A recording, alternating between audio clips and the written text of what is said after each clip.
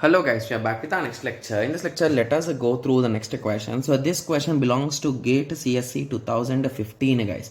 The question is a main memory unit with a capacity of 4 megabytes. Okay, so the capacity is 4 MB. Okay, is built using 1 M cross 1 bit DRAMs.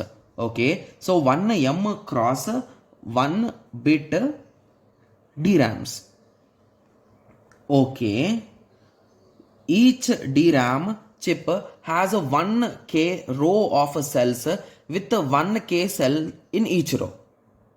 Okay, so there are 1K rows and in each row there are 1K cells. So this is also 1K and this is also 1K. Okay, the time taken for a single refresh operation is 100 nanoseconds. To refresh one cell, we take 100 nanoseconds. Okay, the time required to perform one refresh operation on this particular cell is. Okay, so this question seems to be an interesting question, right? Yes. Okay, so first of all, let us understand how many DRAMs do we need to store 4 MB of data, guys. So we are having a 4 MB, so you can cancel this M with this M, and here it is in bits, so let us convert it. That is nothing but 4 into 8 bits. So this bit and this bit can also be cancelled, and these many DRAMs we need. So a total of 32 DRAMs we need, guys. Okay, so we need a total of 32 DRAMs to store our particular 4 MB of data.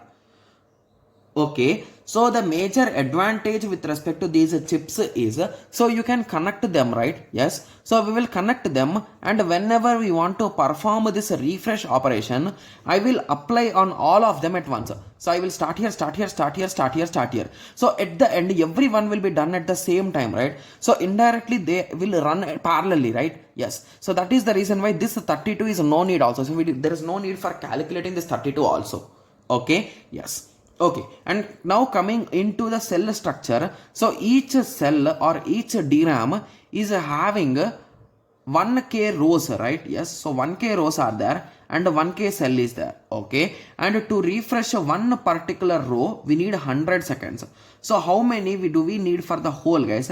It is nothing but 100 nanoseconds into 1K. That is nothing but 100 nanoseconds into 2 power 10. Okay, so in total it is a 10 into 2 power n 2 power 10 nanoseconds. So yes, option B is that. So option B is matching. So it's a quite easy question, guys. It is just based on the whole concept is based on the structure of a RAM, and they give some hints here. Got it?